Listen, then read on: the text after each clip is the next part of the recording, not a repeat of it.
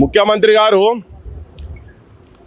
ఆయన ఈ ప్రాంతపుడు కాదు, ఈ ప్రాంత ప్రజల మీద ఎక్కడా మమకారం ఉన్నోడు కాదు.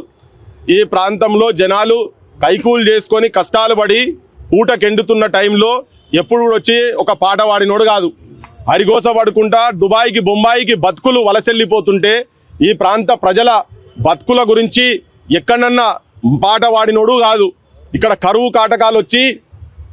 కాటకాలు తాండవం ఆడుతుంటే ప్రజల జీవితాల మీద కాటేస్తుంటే పురుగుల మందు దాగి చచ్చిపోతుంటే కూడా ఎన్నడూ నీ గొంతులకెళ్ళి ఒక పాట కూడా రాలే. నీ గొంతులకెళ్ళి రానోడు పోనీ మంచి గాయకుడే, దేశమంతా పాట పాడినోడు కదా, జర తెలిసినోడు కదా అని అనుకుంటే నీ దగ్గరకు వస్తే నీ స్వభావం, నీ స్వార్థ స్వభావం, నువ్వు ఎంత కమర్షియల్ ఆర్టిస్ట్ అయినా నువ్వు తెలంగాణ ఈ ప్రాంత ప్రజల విముక్తి కండ్ల ముంగట పిట్టలు రాలిపోతుంటే ఎవ్వనికన్నా కనికరం వస్తుంది.